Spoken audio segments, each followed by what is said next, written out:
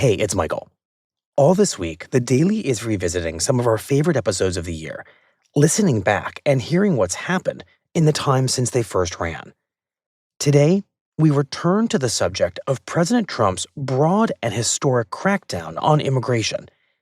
To reach his promised deportation numbers, Trump increasingly sought to deport those without a criminal record, those who came to the U.S. decades ago and who have established lives, careers, and family in this country. Daily producer Jessica Cheung told the story of one such man who was detained this year through the eyes of his daughter. It's Tuesday, December 30th. So I was in class. I was about to turn in all my work to the teacher, so I was already starting to pack up my things slowly. And I got a call from my mom. She seemed very down, and she was like, it's like when you hear somebody, they're trying not to cry, but like they're really like holding it in. And I could hear in her voice, and that's when I started to get a little bit worried. And she told me that like your father got detained. And it's just like you just start envisioning the worst. Like he's in this terrible place. This is a hardworking man, no criminal record. Like you guys just took him.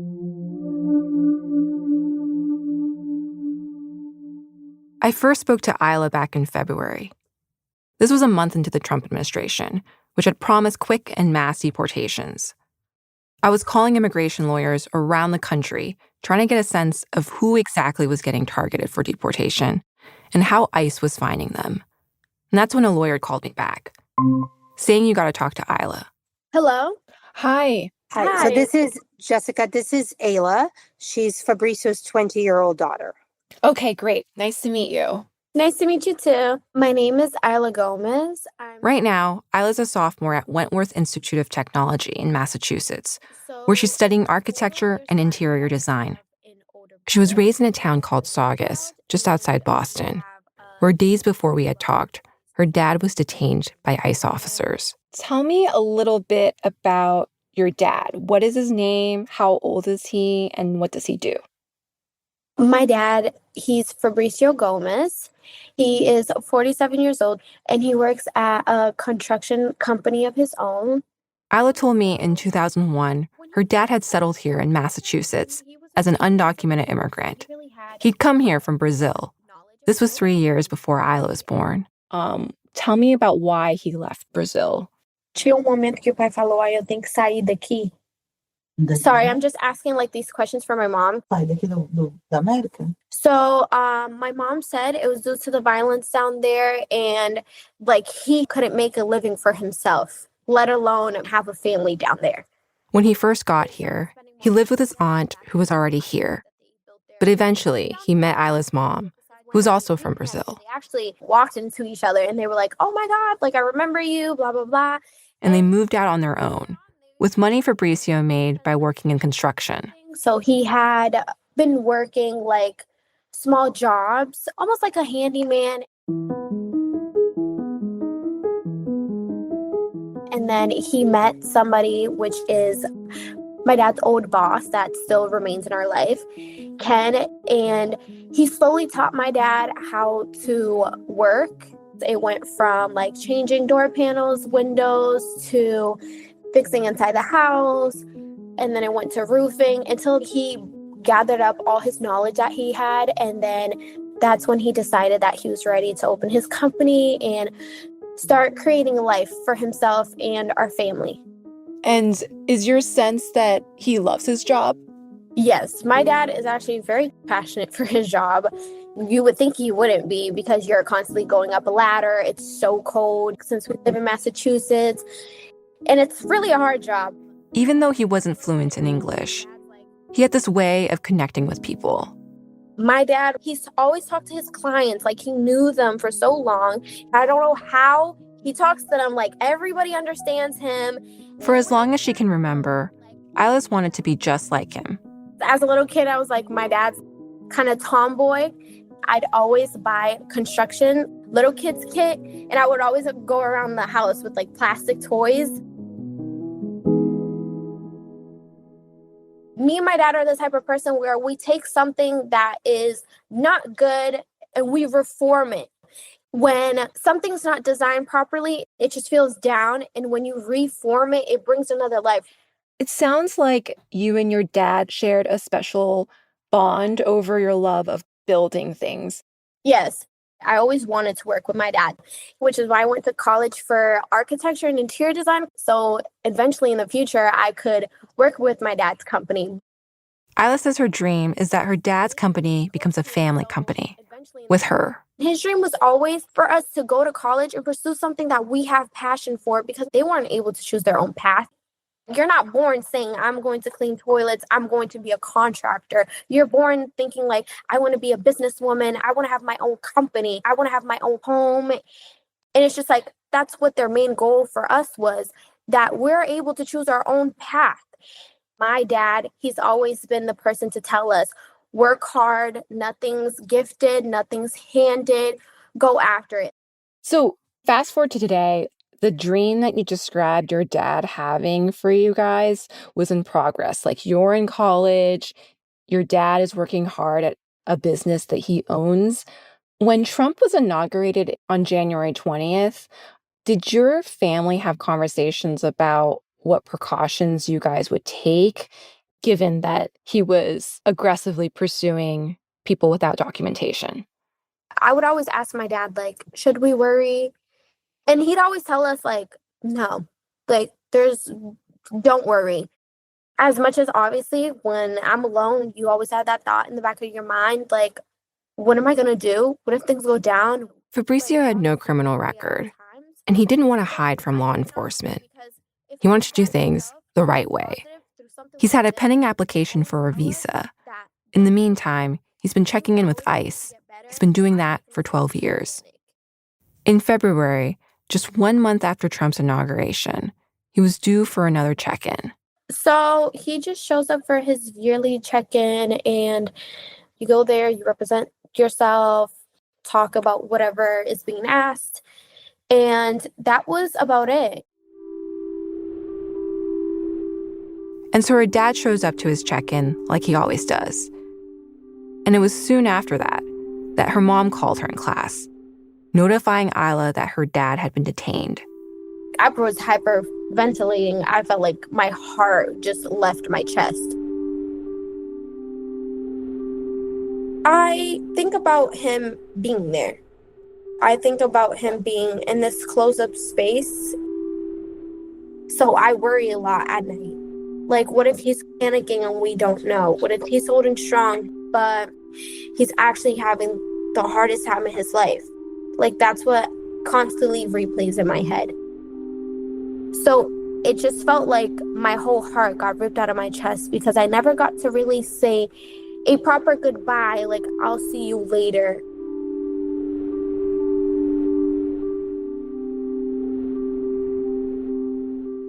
We'll be right back.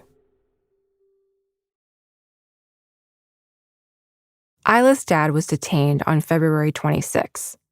He was taken to the Plymouth County Correctional Facility, about an hour's drive away from their home. Eventually, Isla was able to reach him on the phone. I'll give it to my dad. From the first day that he called us to speak to us, that man has holding strong. He has the most positive energy, and so positive that he will see us and things will go back to not normal, because I don't feel like anybody could really treat life as normal after the situation, but definitely better. Isla's dad told her to hold strong too. He said the detention center wasn't so bad. He told her he'd gotten a job cleaning, which allowed more time outside of his cell. He started a Bible study with a group of other detainees, and he was allowed visitors. I'm the only one eligible to visit because I'm over 18, but he told me, like, as much as I would love to see you guys so much, just don't come here because this is not the person that I am, and it would hurt to see you get up from that chair and turn your back and have to leave.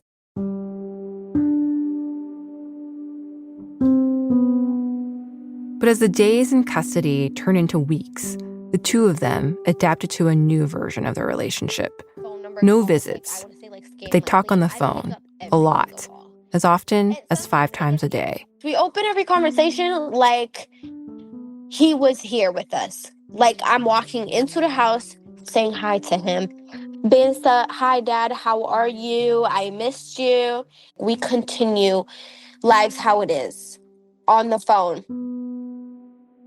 I gave him updates on my grades. I gave him updates on my finals. Well, I can't show to him my projects since they're all like online based because they're all like floor plans, stuff like that. But I like give him the visual analysis.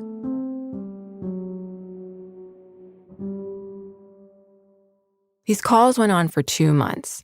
And then in April, Isla learned of 2 major developments. First, ICE was going to enforce an order of removal against her dad, which meant he could be deported immediately. Second, ICE was moving him over 1,600 miles to a notorious detention center in Louisiana, which had been investigated by the Department of Homeland Security for alleged abuses. Isla says her dad's new detention center in Pine Prairie, Louisiana, is nothing like the one in Plymouth. It's quite literally a prison where people that actually committed real crimes would be in. Like he's in a jail cell where it's just like 10 times worse. Things feel different. She senses that the brave face her dad had put on is starting to crack. I don't want to say he's in full panic, but he's really feeling it. Even so on the phone, like I can hear himself let go. And this change in mood is starting to have an impact on Isla too. There's something wrong. My anxiety has been over the roof. It just feels like it's so hard to get through your day. It's so hard. Like, you cannot tell me they'll be taking my dad and he will be in Brazil for the next 10 years up until we can reapply for him to come. Like, that does not cross my mind. Oh, man. Would you ever consider moving to Brazil to be with your dad if it came to that? As much as I would love to stay here and be like, yeah, my family is going to reunite in Brazil, where it can't be a plan due to the fact that my parents have worked way too damn hard, too many years of their damn life to come here. I will be continuing college. And if anything, I will be continuing their success times that by 100. I refuse to believe that they'll be throwing that away. And if I can even continue my dad's company to keep going and get other people to manage it, I will be continuing to making their name. It's one thing to take my dad away from me. It's another to take everything that they worked hard for. I wanted to ask, what do you make of the fact that for a lot of Americans, your father's story, while sympathetic, might at the end of the day feel like, yeah, he ultimately was here, not legally. What would you say to those people who might agree with the administration's policies to remove people like your dad who don't have documentation here? I'd get it if you're talking about a murderer that doesn't belong here and he's just out running on the street, or I'd get that. But if you're okay with separating families because they're just simply immigrants, that's a battle you're dealing within yourself. If they're hearing my story specifically, I hope they hear that and that they try to picture one of their daughters sitting here and having to talk about one of their parents like this because somebody out there is wishing that on somebody else. And I just really want them to picture that. You mentioned you spent most of your life envisioning a future with your dad and going into business with your dad. Given everything that's happened, what is that dream now? As of right now, there's like no dream, no goal. It's just like, okay, well, my dream is to kind of just be able to push through this. Have you dreamt about reuniting with your dad, on the other hand? That's been my little ideal dream since February 26th. Just me getting that call of being told, go pick up your dad. And all I could think of is me just like parking my car, getting out my car. He's standing outside, like quite literally the same exact person he left, like in his work clothes, just the way he is, with his face, like his regular face. Like no time had passed. No, like literally no time has passed, but it feels like life spent upside down. Yeah. and just hugging my dad. And all I could literally do is cry my literal heart out. Like everything that I've been holding in, like within these 2 months, that's exactly how I see. It just feels like it's going to happen, and it's all I think about. That's all I can envision, like over and over again, every single day that I wake up. And it's just me. Like, it's not like my mom's around, my sister's around. It's just like me and my dad. Isla never got the call to pick up her dad. Instead, a few days after we had talked, she received news that her dad had been deported from the U.S. to Brazil. So Isla packed a small suitcase for herself and a bigger one for her dad, and she booked a ticket for one to Brazil. And on Tuesday morning, at the arrivals terminal in Belo Horizonte Airport, Isla finally got to be with her dad. After the break, senior producer Jessica Cheung on what happened after Isla reunited with her father.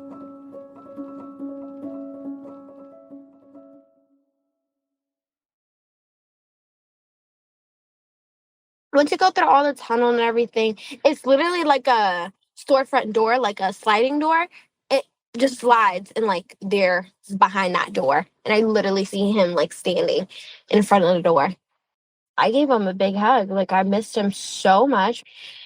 It was so shocking. It's just like, what am I doing in Brazil? That was like such a weird moment where it's just like, I'm so happy to see him, but I'm in shock. I'm like, what are we doing here? I guess this is it. Like, this is how things are for now. I guess that the feeling you're describing is that you don't feel like you belong there in Brazil. Yeah. Relationship wise and treating each other, completely normal. Mm-hmm. For me, it was definitely that feeling of like every day that I would wake up, it would be so weird. It's like hot there, it's tropical. I don't belong here. I don't belong here. This is not where my dad's supposed to be. This is not where I'm supposed to be waking up, and like having to see my dad adjust there too is very weird to me. It feels like he's like on a like vacation that there's no end date to. Is there specific things you saw that like triggered you into thinking, I'm not supposed to be here? Is it like the smell of, I don't know, the No, air? it was actually like seeing things. Seeing my dad with his brothers, I've never seen that a day in my life. Because he has 4 of them, actually, was very weird to me, and I couldn't like grasp it. They're just talking. They have like so much to catch up on within years, and it's not that he doesn't belong. Obviously, that's his family, but like that is, not his family, like we're his family, like his future wives here. So seeing my dad like sitting there with the past as if they're littles and, the present is somewhere else, it literally feels like he's catching up on the past and, in my opinion, not going anywhere. You mentioned that you wanted, when we last talked, to work with your dad and that the dream was to start a company, to design and build places. And I guess I wonder if that's still the plan, if you feel like that dream is still possible in some way. I definitely feel like the dream is possible. There is a change of plans, unfortunately, but that doesn't mean I can't continue his legacy. And my dad definitely didn't come here for, I believe, 20 or 24 years of his life here, built all this, and us give up.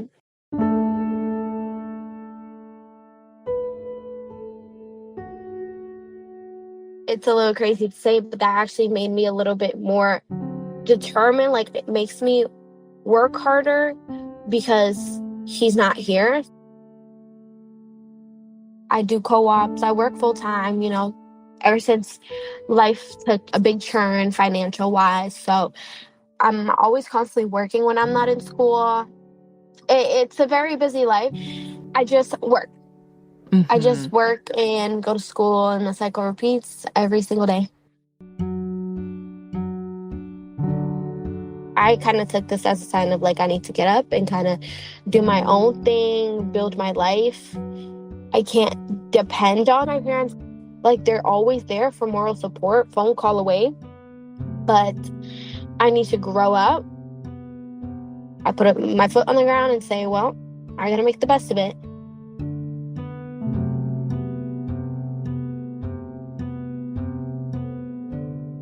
Today's episode was reported and produced by Jessica Cheung.